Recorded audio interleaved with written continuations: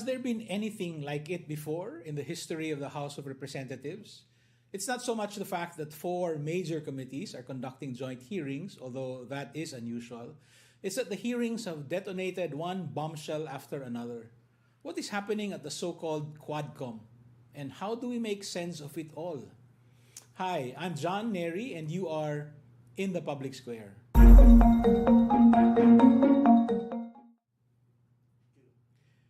Since August, the House committees on dangerous drugs, human rights, public accounts, and public order and safety have been jointly conducting a legislative inquiry into Philippine offshore gaming operators, Chinese criminal syndicates, illegal drugs, and extrajudicial killings.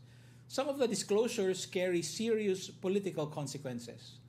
Veteran journalist Inday Espina-Varona has been keeping close watch on the hearings. Attorney Ted Te, who is also with the Free Legal Assistance Group, is especially interested in the revelations regarding EJKs. I have asked them to help us understand the explosive disclosures and why the explosions are happening in the first place. Welcome back, Inday and Attorney Ted. Thank you for joining us again in the public square. Hello, John. Hi, Ted. Hello, John. Hi, Inday. Good to be back. Thank you again for making time for this. Let me start with a question for Inday. You've been monitoring the Quadcom hearings and we've been following your posts. What disclosure or disclosures have struck you the most? Well, I think the last one where Garma both faced the families of victims of extrajudicial killings, and then later on would reveal, that's how she helped set up the task force that amounted to, a task force for EJKs. What really struck me most was, number one, when she cried, she likes to cry, when she cried in front of the victims and then told them, sorry, hindi ko makontrol ang pulis ko. I mean, that was like, how dare she, she has been very much in power since Davao, all the way to Cebu, all the way to PCSO. And then she just, tells them, sorry, hindi ko makontrol ang pulis ko. When in fact, all the witnesses, all the persons deprived of liberty, even cops who are higher than her, have all said that, she was one of the most influential. And she herself admitted in setting up the task force that even Leonardo had to go through there, to go to Bongo and the president for a few months. And she also admitted that she could breeze in and out of Malacanang again through Bongo. So it's inconceivable that a police officer who has the ex-president's ear and that of his very powerful special aide could say that, sorry, hindi ko makontrol ang pulis ko. And that's exactly what I think is wrong here, because even to the end, she was now that she's rattled and everything, she's blaming everyone except herself. And all the other cops are also blaming everyone. Even Espinido is blaming everyone but trying to, to get himself out of blame. Yun ang napatuloy pa rin ang kanilang pattern talaga. I have so many questions about Garma, but we'll get to her in a bit. Attorney Ted, I know you've been traveling for a bit, but what for you have been the highlights of the Quadcom hearings? I've been actually thinking of using the Quadcom hearings, bits and portions of it, as fodder for my classes, because there's a lot of criminal law aspects, there's a lot of evidence aspects in the hearings. Well, you asked what struck me the most. Ako siguro dalawang bagay, two things. First, the revelation by Espinido of the use of the word neutralize to mean kill. That's the most direct connection between that word neutralize na ginamit in relation to the word kill. Kasi I think it was used as a defense before na neutralize does not mean kill. But now you have Espinido, by all accounts, the one who had direct hand in all of these killings, na ito yung sinasabi niya na yun yung ibig sabihin, no? So that has legal implications, no? Because there is still a petition, a consolidated petition pending before the Supreme Court, where that is one of the issues that has been raised. The second one, no, is really the whole idea of, as you mentioned, the House of Representatives, four committees of different, basically, mandates, no? Focusing on specific portions of the Duterte presidency, essentially constituting a legal and political audit of the whole 6 years. No? Kasi dalawang bagay China and EJKs, no? And then yung connecting ano niya is drugs. So very interesting yung although I don't know how this will play out in the end, no? In the end, what is important is really what the report will bear out. While all of these things are going on, we don't know yet what the report of the Quadcom. For committees, 4 chairs, they will write the report. I don't know how it will come out and who will eventually write the entire report.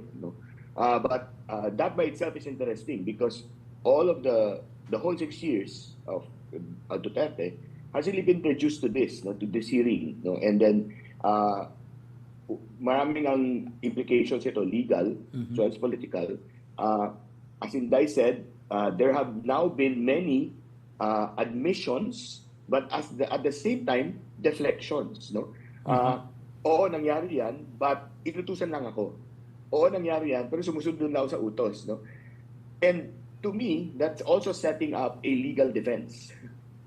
In criminal law, there is such a thing as a justification for a criminal act where the justification is I was simply obeying a lawful order. So of course the question would be, was the order lawful in the first place? But I think there have also been attempts to set up those legal defenses should it come down to that na aabutan sila ng kaso. So maybe those are the two things that have struck me so far about the Quadcom here.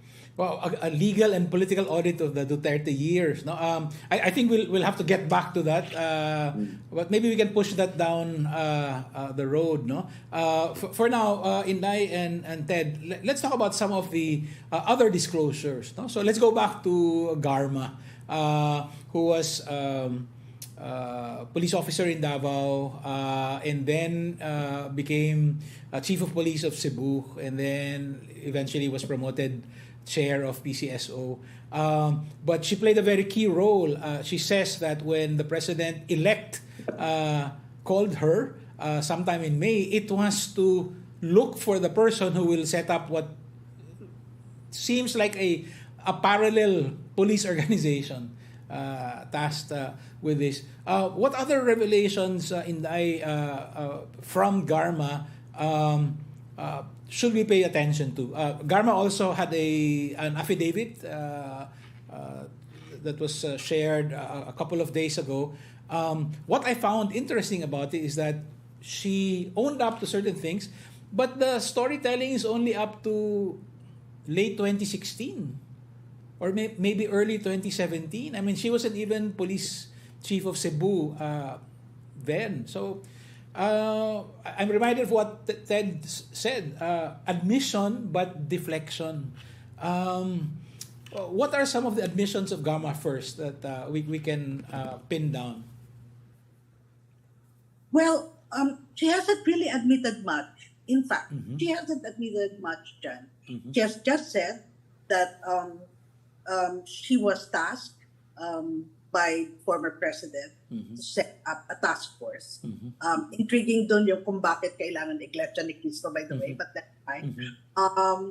And then she said she set them up, and then nothing. Tama ka, nothing. No, she has never admitted to any killing. She has vehemently denied that she was part of the plot to kill the 2 Chinese nationals, the Davao Penal Colony. Wala eh. Wala siya talagang napipilitan lang siya. She has been forced to admit that she filled up, for example, the PCSO, which is also interesting, members, because one was in charge. Actually, I don't think she had much qualification, but she had put her in charge informally of the of the committee that was actually reviewing and approving STL franchises. Wow. And the interesting part is that woman was the wife of her cousin who was tagged as the one giving the pesos, 20 million one time, isang bagsak, 30 million one time, parang bayong-bayong, parang Wow. Estrada years. Sa PCSO, para palitan ng dalat balik sa kanila. So, while I'm sure she didn't expect that it would lead there, but she was very open in her admission na nilagay niya in key positions actually, not high, but key positions, yung relevant. But Ted, in her affidavit, Garma did attest that there was this reward system, a three-tiered reward system, which we've had heard before, but this is the first time I think we're hearing an ex-police officer. What is the legal value of an assertion like that? What can be made out of that outside of the halls of Congress? The legal implication there is that there was actually a consideration. No? In legal terms, we call that inducement. Okay. So if we were to talk about in criminal law, forgive the slight digression. I'll try to make this as simple as possible and not go into gobbledygook. No, but for example, in criminal law, we speak of principals. These are the people who are directly responsible for the crime or the felony. Okay. And so, tatlong klase yan, no? We have the principal by direct participation, the one who actually performs the act. And then we have, importantly, the principal by inducement. Okay. The one who supplies the intent, meaning siya nag-utos, siya nagbigay ng pera, siya nag-finance, siya nag-bankroll. Yung consideration is important in determining na merong consideration, na merong inducement na posibleng mangyari. At it connects other people outside of the ones who actually performed the offense. Kasi chances are, the ones who performed the offense, this would be the foot soldiers, right? This would be the actual guys out there. That's right. Pero yung mga nag-uutos, yung mga nagbibigay ng direksyon and consideration, these are usually the ones who are not revealed, no? And so, by saying that there's a system, no, and that someone thought of a system of considerations and rewards, no, the implication might be that there is a principal by inducement. No? There is someone who actually supplied that consideration. And if people acted pursuant to that consideration, then you have a principal. No? Even if that person never did any act that would, for example, constitute the felony of a killing, for example. No?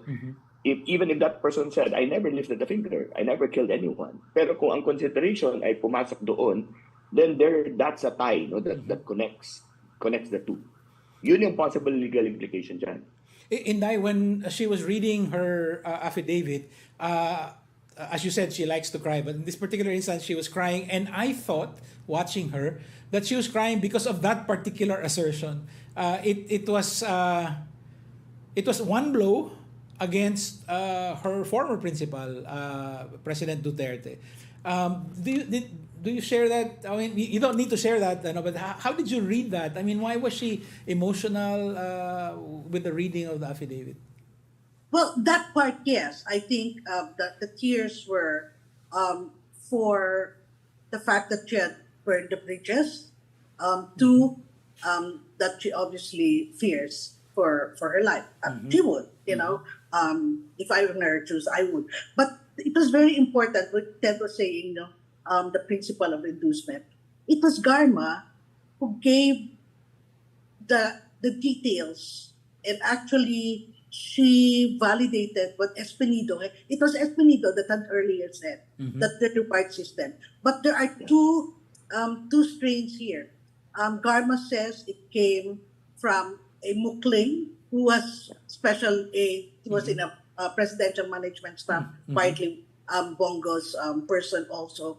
Espinido said something even, I think, was more worrisome.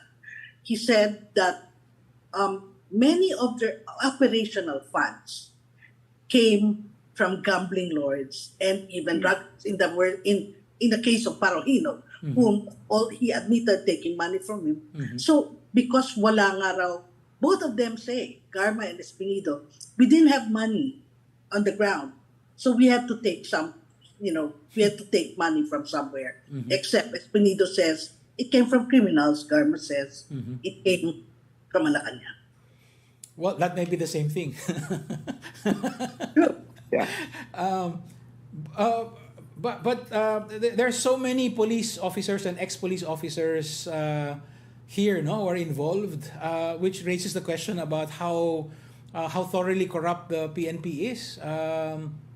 I do remember that one of the criticisms levied against the PNP under Duterte was that even Duterte said that something like 40% of the police is corrupt, and yet there are no attempts to reform the police while giving it, additional or even extraordinary powers, with the war on drugs and all that. So let me go back to Garma. Garma was also in a previous hearing accused of masterminding the killing of the PCSO Secretary General or Secretary. What do you think of that, Inday? How does it strike you? Of course, but I think the former chairman said very clearly that this was because the retired General Bayaruga was against efforts by Garma to give new, after she cracked down and then she reopened, she was giving or trying to give new franchises to friends. And I think it came out in this last hearing. Apparently, many of them were police, active or retired police officers and their families.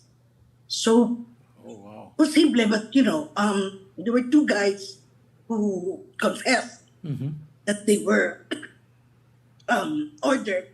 So we don't know what happens there. So, Attorney Ted, it really seems like Garma is pivotal, at least to this narration of events, right?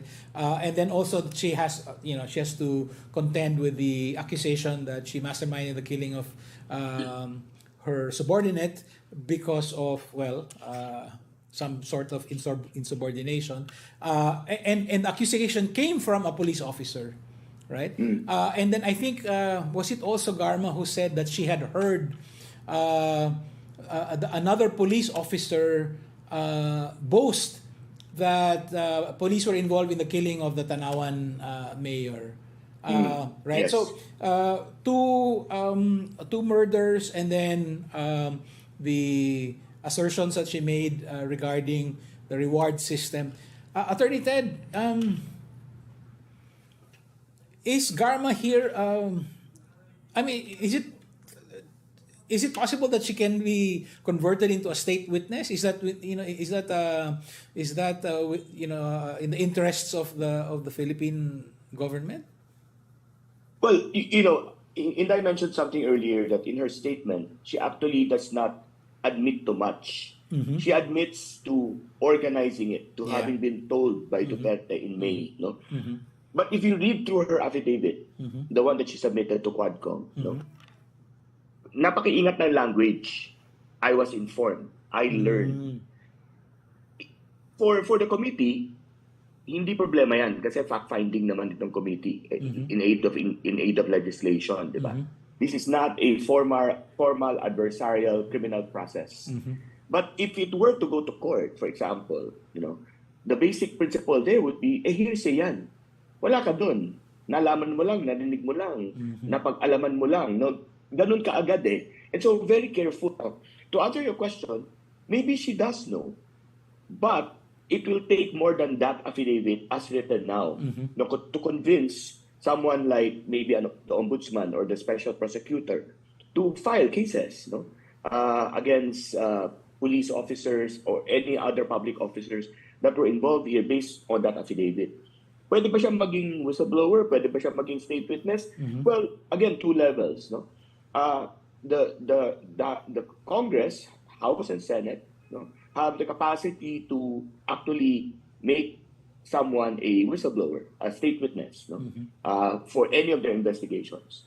And of course, there's the possibility of being considered a state witness under the rules of court created by the Supreme Court. No, ibig sabihin lang nun, for that second proceeding, kailangan mo na siya ma-charge. No? Kailangan mo na siya ma-charge bago siya i-discharge as a state witness. Under the rules of the Supreme Court, nandun yung pinaka-controversial that she does not appear to be the most guilty, no?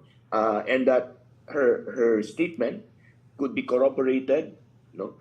And that there is no other direct, no, evidence other than her testimony. So, yun yung kailangan niyang ma-meet bago siya maging state witness in a criminal proceeding.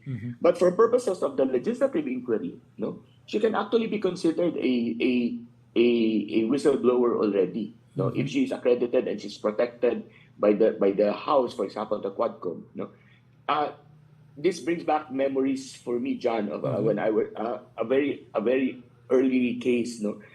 When I was starting out as a lawyer, and you and I would probably be familiar with this, the Corotong Balaleng expose by Ed de los Reyes and Cory de la Cruz, two police officers who came out, and it was during the Senate inquiry of Raul Roco, wherein lumabas yun na this group of police officers, no, killed these people in Commonwealth. No, parang ganun yung vibe na nakikita ko dito, because in Congress, pwede talaga nilang tanungin yung mga tanong na gusto nilang tanungin, no? And without regard to hearsay, for example, because we're not talking about a formal court proceeding. But if it were a formal court proceeding, I think the affidavit of Garma would really have to be a little bit more detailed. And some of the hearsay elements, no, would have to be fleshed out. No? Mahirap kung yung affidavit lang niya ang gagamitin. Baka hindi pumasa eh. Kasi ang dami dun hearsay. No? I learned, I was informed. And then, at the same time, meron siyang statements that are categorical. Leonardo did this. Leonardo knew this. Pero, hindi niya sinasabi kung anong basis niya for saying that. Right? So, if I were the lawyer on the other side, for example, ako yung lawyer ni Leonardo, sabi ko, kagad hearsay yan. No? Kasi, anong basis mo for saying that? No? So, medyo kailangan natin tingnan yung affidavit depending on which proceeding it's being used. Before the Quadcom, I think it's important because she's giving information. No? She's giving information that could lead to other sources of information. But if it were to be used in court, then that's a different thing altogether. Thanks, Attorney Ted. Inday, do you trust Garma? Should we trust Garma?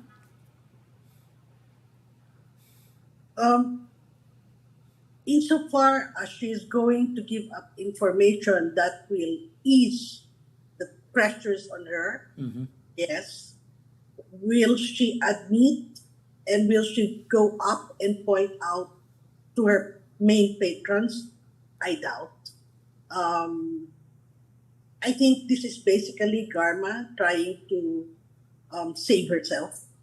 I don't think she's quite ready yet to actually bring down her principles.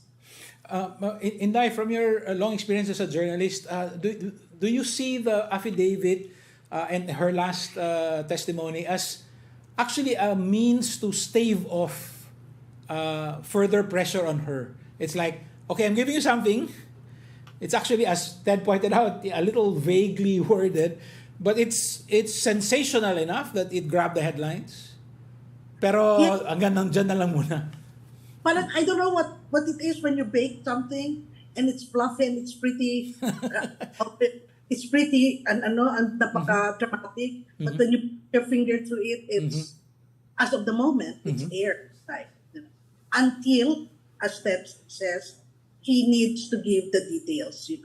Until she actually admits her role in it. That's going to be very, very difficult. But John, meron lang akong gustong i-point out kanina. Sure. Nabanggit mo yung Tanawan. Ito yung through the all hearings, and I think I did write about it, parang whole of nation approach to crime ito eh. No?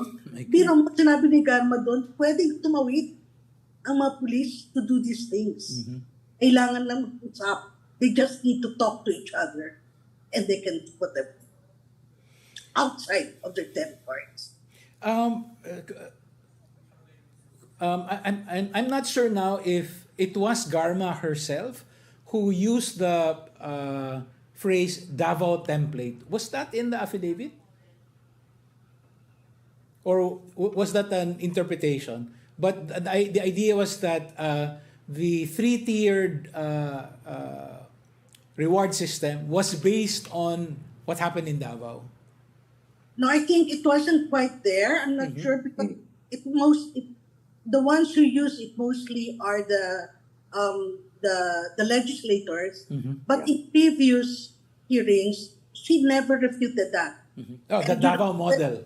Oo, pag sumasagot siya, nababanggit niya rin yung Davao model. So, Ted and Inday, previous testimonies from Matobato and from Las Cañas, we've heard some of this already. Does this buttress their previous testimony, or does it provide something that might put those testimonies into question? Maybe Attorney Ted first, and then Inday. I think it does, John. But again, looking for more detail, no? But hearing what I've heard so far, no? I think it does support and buttress Matobato and Las Cañas. Of course, the devil is in the details, di ba? Kasi yung mga maliliit na detalye, which sometimes would not be important maybe for Quadcom, but for a court hearing, no, they might provide opportunity for possible inconsistency if not explained. Yun na kailangan pagtabi-tabihin, which is why I'm saying any affidavit that would be executed for purposes of a court proceeding or even a preliminary investigation, no, to determine if there is probable cause to charge, no, would need to be a bit more detailed. No?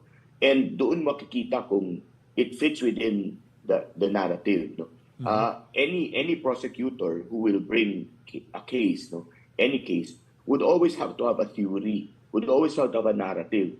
This is how it happened, no? And this is who will be able to say that it happened this way. So dito papasok yung various strands, no? Kung si Garma magsasabi niyan, kung si Leonardo ba ang nagsabi niyan, kung si Matobato o si Las Cañas ba ang magpo-provide niyan. Doon papasok yun eh. So it's not just a single one, no? Because again, it's huge, no? Sabi nga ni Inday, parang whole of nation eh. Ang laki, no? And so, yes, I think it will help, no? But I think for purposes of finding out, no, the entire narrative, how consistent the narrative could be, kailangan talagang pagtabi-tabihin yung mga affidavits, yung mga statements to see kung may mga possible points of inconsistency. Yun ang a process to determine what the narrative could be and what facts have already been shown, what still needs to be shown, what still needs to be established. No? Doon makikita yun. But I think it does support earlier statements given by Matobato and Las Cañas. Inday, your read of Matobato and Las Cañas' testimony? In the sense that the two men had already given a picture of how thoroughly in control in various branches, ang LGU, no, the local government at the time of Duterte in Davao. Yes, because it actually seems to replicate it. But again, as Ted says, there isn't much detail. Even Espinido has not really admitted to anything. But there is the only ones who actually admitted at present, sila Casale, where the two cops, where was the cop, I think he was a colonel, he was a colonel who facilitated the murder of the corporate secretary of the PCSO. Sa lahat, yung dalawang yun lang ang tanging umamin na kami to at sila yung nagluto sa amin. Otherwise, wala eh. Padilla, no. Everybody, no, points to another person, and nobody has actually acknowledged guilt. Can you help me make sense of Garma's testimony? When I interviewed Matabato years ago, I got the sense that, okay, he knew what he was about, right? And then sometime after that, I was able to interview Las Cañas, who was like one of the two closest police aides to Mayor Duterte at the time. And he said, oh, yan lang ang alam ni Matabato. So so it turns out Matabato was like working in one cell, and Las Cañas had a higher view, and he knew that there were different groups that were competing for rewards and so on. But do you also get the sense that Garma is actually on a level higher than Las Cañas? Because now she's talking about, creating a parallel organization within the PNP, talking directly, diretso kay Bongo or kay Presidente. Can I have your thoughts on this, Inday and then Attorney Ted? Yes, but again, what we have are patterns. We don't have details, we just know that she had direct access, she was trusted enough to be given orders, hindi yung order na pumatay ka, pero yung order na gawin mo itong grupong na to na papatay para sa atin, parang ganun siya. So yes, and the fact that she was brought to PCSO, very clear, no? Siya, pinarita ka sa PCSO, meaning na and the kind of money laundering that went on at PCSO, mas dun siya sa admin ba tawag dyan, o dun siya she would help in logistics or whatever, and sina Leonardo ang in charge of the actual hit guys. So parang yun sa akin, again, we can only speculate kasi ang labo pa, no? Pero parang ang nakikita ko sa dalawang. So Ted, essentially my question is she closer to the president than even Las Cañas was? I would suppose so, yes. I agree with Inday that, iba yung utos kay Las Cañas, even though diretso din yun, pero iba yung kay Garma. Because, again, she was trusted with conceptualizing this. So, ibig sabihin, may discussions yan. At kumbaga, there was method to the madness, di ba? May discussions yan, ganito gawin natin, at ito yung gagawin mo. No? And so she was trusted enough to do that. No? And so, yes, in a sense, no, she was on a higher plane, even over Las Cañas. At insofar as compartmentalization goes, no, mas maraming compartments ang hawak niya. Ibig sabihin, no, mas marami pa siyang alam na kailangan din lumabas. No? Kasi nga, you don't just trust someone, no, out of the blue. You've been newly elected, no, at ito kaagad yung una mong isipin, no, at you just don't trust someone to say, create a parallel force that will allow us to do this, no. Doon pa lang klaro na may plano eh. And you don't just trust someone out of the blue. Ibig sabihin nun, pinagkatiwalaan nito at sa tingin may kakayahan na gawin yan, no, to even think of something like that, no. And so, yes, I think it is clear that she knows more, and the challenge is really to unlock those details. No? As that I don't know if she would be willing to reveal more. At kasi mukhang tama nga si Inday na clearly she's also scared of what will happen. No? Kasi talagang wala na putol na Sulian na ng kandila yan Pero I think she knows more. Kasi based on the affidavits, parang teasers lang ang lumalabas Again, good enough to grab the headlines, good enough to investigate more, let the Quadcom continue hearing more, create more agenda items, no, for hearing. But in terms of the narrative, no, hindi pa ganun kaklaro. And I think, no, it's also because the four chairs, no, are not also saying what the narrative so far looks like. No?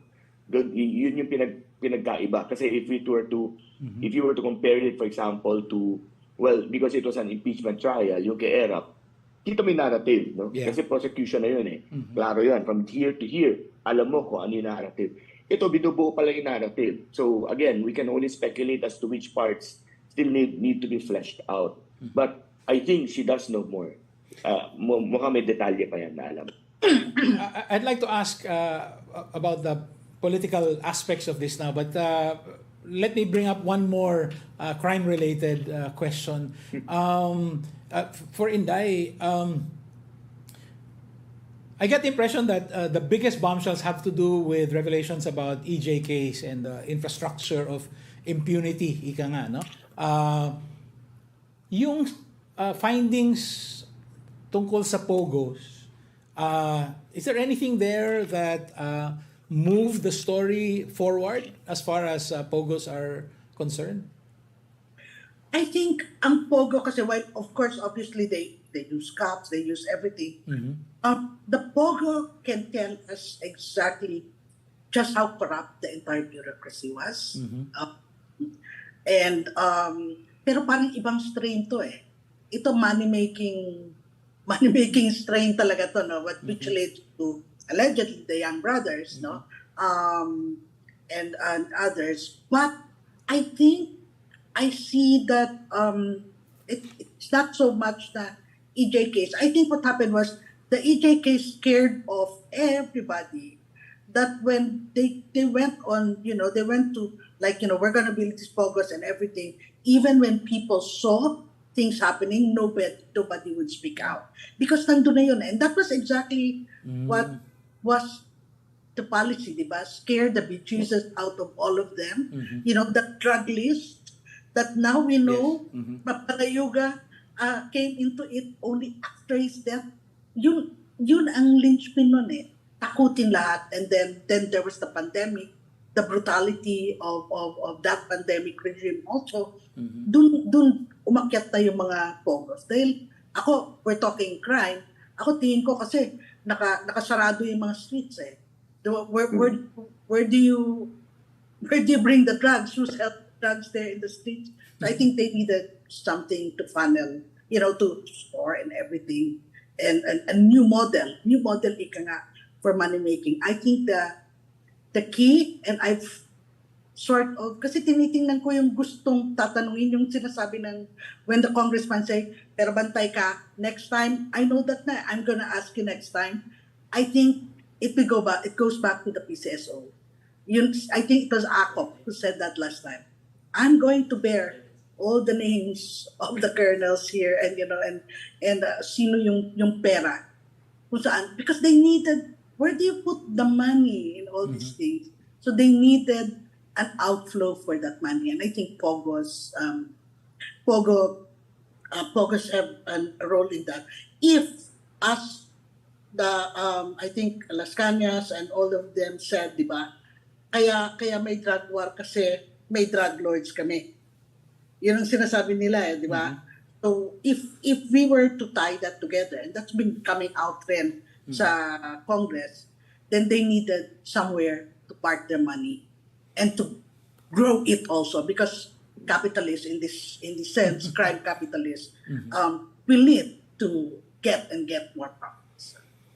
I have many more questions related to the disclosures about crimes. So, for instance, Kerwin Espinosa showing up, so even Mayor Mabilog, and being targeted and so on. But I want to go into the political aspect of it now. Ted, I want to go back to your earlier point about this being a legal and political audit of the Duterte years. Can you elaborate on that? And then for Inday, my question for you is, are there political targets? Who are the political targets in the Quadcom hearings? Ted first?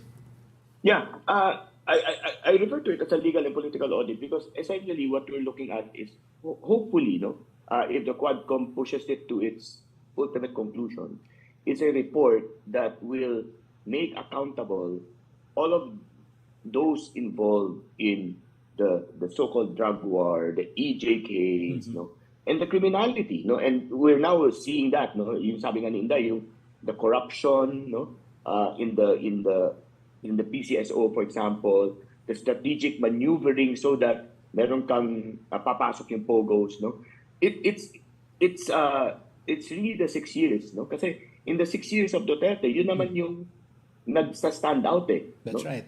The fear, the killings, the pivot to China, POGOs, no? Yun talaga yun eh. Yun talaga yung 6 na taon niya eh, no?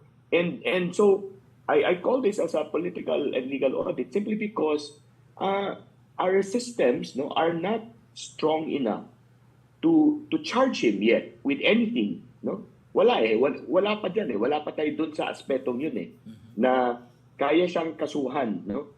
We've filed cases against Estrada, we've filed cases against Gloria, no? But even against Pinoy, no? Na pagkatapos ng term niya. But so far, he's the only former president na mukhang hindi ganun kaklaro pa kung ano yung pwedeng kasuhan kung may ikakaso man sa kanya. And so right now, the only audit that can be done really is at the level of the House, no? Kasi hindi pa enough, I think, yung evidence. But hopefully, because there are legal implications to what is going on, it's not just a political audit that's happening. There's also a legal audit kasi lumalabas na ngayon yung EJKs, no? People are talking about it, no? Unfortunately, many of those who are leading the investigations, tahimik sila nung panahon na yun. But I mean, sige, kumbaga, thank God for small favors, no? I'll take it, no? Pero lumalabas na kasi din yun eh. And so, all of these things lead to hopefully a legal conclusion that these people must be held accountable kung sino man yun nalalabas din sa formal report. And again, I'd really love to see a really strong report by the Quadcom. Kasi 4 na committee yan, no? Hindi ito basta-basta, no? Sabi mo nga sa intro mo, no? Has there been anything like this before? I don't think so, no? Other than maybe a committee of a whole by Congress, no? 4 na committee, very strong mandates, each of them chaired separately and conducting what appears to be a coordinated investigation, hopefully into accountability, no? And so ganun yung next nakikita ko. Hopefully this will lead to next steps, no? Possibly preliminary investigations into what crimes have been committed by the ombudsman or by the DOJ, depending on who is involved, no? And sana yun na yun. So, but that's the reason why I refer to it as an audit, no? You're holding people accountable who people never thought would be held accountable, no? Because during the 6 years, no, nanaig yung takot, yung shock and awe ni George Bush, no? Yun yung nangyari eh, because of all the killings, no? And at some point, impunity really came in, no? Set in. Kasi nga, wala na nagsasalita. Takot na lahat, no? And that was, I think, the method to the madness there, no? And so, if this is the only thing so far that will establish even the groundwork for accountability, then I'm okay, no? I'm all for it, no? Tsaka na natin isipin, nasan ka, ba't ka na nahimik nung panahon niya, no? Kumbaga, kung makukuha natin from them, then I'm fine with this, no? I'm fine with this. Inday, are there political targets? Oh, it's been very clear. I mean, I think pag political targets ang pag-usapan, number one, there's Bato. It's a senator. I don't know what's going to happen there. Bongo is a very political target for them. And eventually, I guess, Duterte, although nobody has actually, sinabi lang baka imbitahin, pero hindi ganun kaanghang. You know, they have the language with regards to Duterte isn't that spicy, isn't that fierce, you know. But clearly, they're targeting, however, kung hanggang saan ang pupunta yung accountability na yan. Well, my concern at this point is because I like that, saan man yan umabot. My concern is Ted uses the word also, audit, or political audit, for example. My fear now, John, is because maybe I'm more cynical about governance motives. Kung nahalata, if we look closer, the solution, because this is in aid of legislation, right? The solutions that they have are scary, and I don't think it's going to cut down crime. What does Benny Abante said? Bring back the death penalty. I mean, I do not know how Abante can sit there and listen to all the corruption in all levels of government, levers, pulled up and down by certain individuals, and still say the death penalty will bring down crime. It's not going to do that. It is going to do exactly what Tokang did, which is kill the poor, and let's protect or make deals with each other, with the fat cats at the top.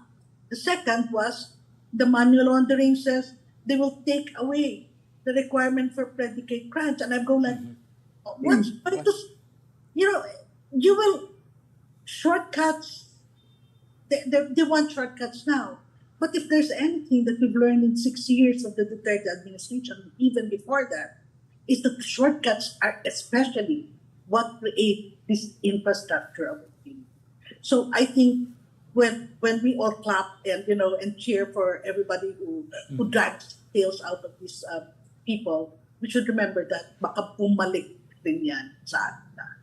Inday, can I ask you to think of a counter, a hypothetical situation?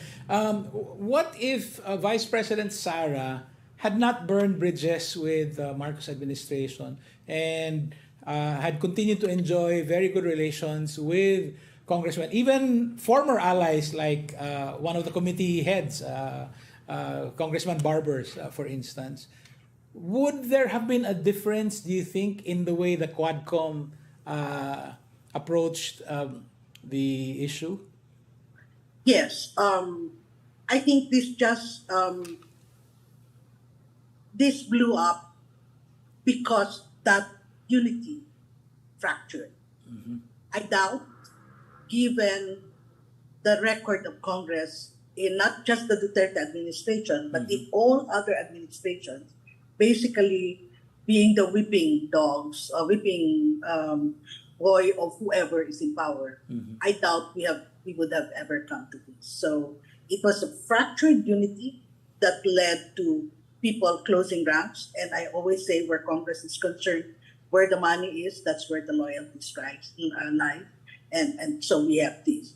The Senate, mas mahirap yun kasi we'll give Lisa Ontiveros, for example, matagal na yan talaga, pinupush ni Risa. That's a different story there.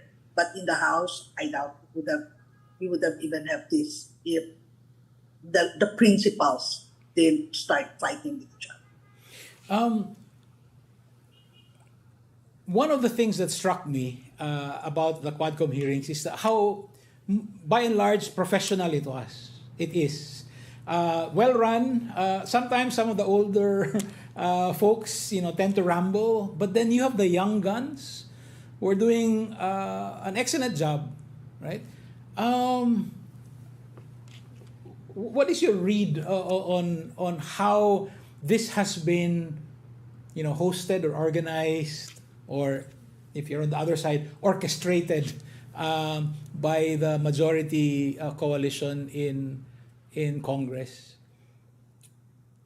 Ted? Really very good. Go ahead, Inday. Okay. The different chairs, magaling ang kanilang, they play against each other, and with each other. I mean, if you look at them, on one side is Ako, former CIDG chief, he's on the opposite side is Stephen Paduano, who is known to everybody as a former rebel. And it's been obvious that they actually they have notes, they divide the topics, they know how to validate each other's points, and then there's the cutesy congressman from Laguna, and then there's Barbers who's trying, and Abante and Gonzales who are trying, at least the parang elder statesmen. So yeah, it's very but it's the younger people. So I think we should watch out for. I'm not sure about the background and why I am cynical of Congress as a whole. I have hopes that we'll see more of them, especially the ones who have more openly really cited the need for respect for human rights. Kasi mas bago ito, and hopefully my changes in in the way legislators value these things that have always been dismissed as as the concerns of activists. Sana may pagbabago. Ted, let me tweak my question for you. The way that it's being run, professionally run, there are major disclosures. Would that actually end up being in favor of the Dutertes as far as the ICC cases are concerned? Would it be something that they can point to and say, well, justice somehow or other, although it's a legislative process, is being done in the Philippines? Posible kaya, essentially my question is, what is the impact of the hearings on the ICC cases? At the back of my mind, inisip ko din yun na because, Inday pointed out, sa Senate, iba yung track ni Risa And of course, we know Risa, no? At malinaw yung objective niya at, she's not doing this just to grandstand, grab publicity. She's really clear on her objective. And to a certain extent, when Quadcom started, I said, sabi ko, I'm also cynical about Congress throughout the years. No? And I'm saying, ano kaya to? Ploy kaya to na kunin lang yung thunder kay Risa at kay Gatchalian because they were doing a good job with POGOs, di ba? And then, para lang makuha lang, no? And then the revelation started coming. I said, okay, nandali lang. Something's happening. And as you also pointed out, there's a clear organization, no? They're sharing notes, they're talking, they're coordinating. Hindi ito turfing. And it would have been very easy to have turfing problems and in the past, it happened pag joint hearings, kita mo may turfing, hindi nag-uusap. No? Ito klaro nag-uusap. And so I think someone is doing the strategy. No? The chairs are all for it. It's clear. They've bought in. Kasi pag hindi nag-buy-in yan, makikita mo Now, the effect on the ICC, I don't think it has any. And I don't think it should have any. No? Yung complementarity principle, which people have debated ad nauseam, no? Klaro naman yun ICC comes in as a last resort only because the judicial system, the legal system of the country, of the host country, is incapable of doing the prosecution itself. So we're really talking prosecutions for the EJKs, which is the closest thing to what the ICC is looking at, no? The drug war. Doon papasok yan. Now, is there an attempt to, for example, hold people accountable? Kung halimbawa lumabas dito sa report na to by Congress, no? Na mataas ang possibility or probability na okay, may utos galing sa taas, ito yung mga nag-utos, ito yung mga sumunod, no? At ang aming report ay kasuhan, no? At i-recommend ng Congress, which it has done before, no? To the Ombudsman, commence preliminary investigations. At let's say, binanggit si Duterte doon, binanggit si Bato doon, binanggit si Bongo, or kung sino man yung babanggitin, nakasama doon sa EJKs, no? And the Ombudsman seriously starts a preliminary investigation, possibly, baka sabihin na ICC, okay, sandali lang, ibang bagay yan. So far, no one has done that. Nothing has been done to even move that process forward. No? So I don't think at this stage it has any implication on ICC. It's possible that baka hinahabol para lang harangin. But again, ICC is working on a separate track. Kung halimbawa lumabas yung warrant, lumabas yung resolution, may finding na, ito na yung dapat kasuhan, ito na yung warrant, ibang bagay pa uli yun because, of course, we know that issuance of the warrant by itself does not guarantee enforcement. No? And that has happened so many times. No? Si Putin lang mismo nag-travel sa Mongolia. Hindi inaresto ng Mongolia. Ayaw arestohin ng Mongolia si Putin. And, it's the same situation. So, I think it could be a ploy, but right now, I don't think so. Parang malayo Kasi the requirement really is that kaya ng system natin, nakasuhan siya. Which is when the IC will say, okay, in that case, hindi na kami papasok. Kasi kaya nila kung makikita na wala talaga, hindi kaya kasuhan. Walang balak kasuhan. No? Even to the extent of yung cover-up, no? Na, sige, mag-imbestiga tayo, yung sinasuggest ni Bongo, for example. Magpa-imbestiga ako kung sino talaga. Hindi pa rin papasok yun kasi we're talking about holding them accountable for offenses which would amount to those crimes that the ICC has jurisdiction over. So yun yung I think kailangan dito. So tingin ko medyo remote. Thanks, Ted. I just realized we're running over long. There's so many things, so many questions to ask here. So maybe one last question for each of you. But before that, I just wanted to let people know, if you're interested, there are many articles on the Rappler site. Our very own Lian Buan, for instance, has Beyond Quadcom, Holding Murder Masterminds Accountable, where there's a summary of some of the most important developments that have been monitored in the Quadcom hearings.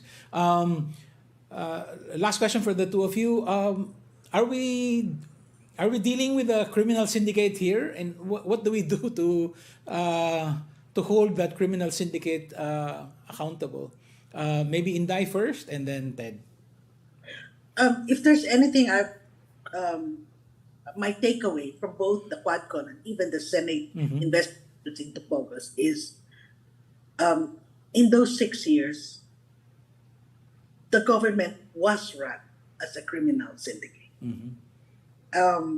What do we do about it? I think when we hold people accountable, and I think as citizens, we also need to look at ourselves. How did we allow, governance to become one of crime, or one that operated like a criminal syndicate? And I think that's when people say that it will take a generation to recover from the exponential growth of the kind of mindset that says, because we are in power, we can do everything. I think that is true. We see that now. When we see police officials up and down and sideways in the hierarchy say, but because he was on the drug list, as if that was enough reason to kill anyone, we will have a long slog. And I think people should make sure that it doesn't happen again, and should block any moves in Congress or otherwise that will make it even easier for that kind of tyranny to happen again. Dahil sinabi ko na to, Dan, tyranny is always at the service of corruption. We don't need tighter rules that will, curtail our rights. What we need are rules to prevent that kind of tyranny from reappearing again in our country. Thank you, Inday. Attorney Ted? Yeah, I agree. The last 6 years with Duterte was really run like a criminal conspiracy, a criminal syndicate. No, unfortunately, that was the government at the time, and I do agree that kailangan mahinto yun. Ang ating nagiging problema natin is that it takes a long time for us to get our acts together. No. We barely even started to recover from martial law. Yung nangyari no martial law, no? Andiyan pa tayo sa never again, never forget. Ito na naman, no? May bago na naman, no? So it takes so long for us, no? Generations na, sabi ni Inday. But it has to start, It has to start, no? And that's why for me mahalaga yung lumalabas yung information, lumalabas yung katotohanan, no? Because if there's one thing that the disinformation has regime has really brought about, no, it's the lack of trust now on institutions that are supposed to tell the truth, no. So we're cynical about Congress, we're cynical about the Ombudsman, we're cynical about the courts, no. In the end, no, if we're cynical about everything, then saan na tayo pupunta, diba? So at some point, no, that has to be gained back, no? Yung trust, yung credibility of these institutions.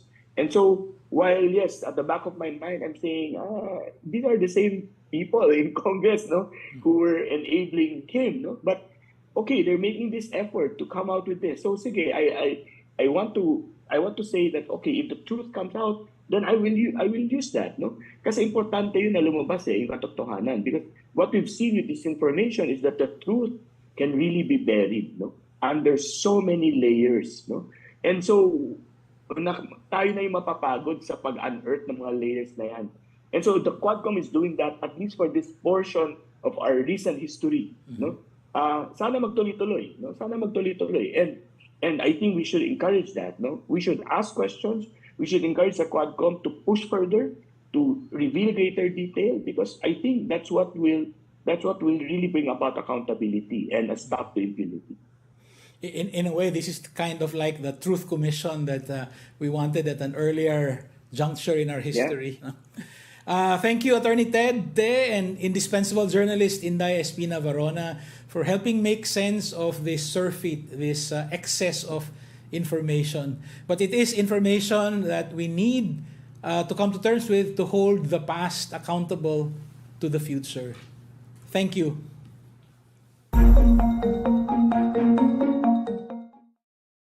And that's it for us today. The next step for engaged citizens, as always, is to take a more active part in our democracy. Download the Rappler Communities app to join the chat room of your choice. Thank you. This is John Nery. See you in the public square.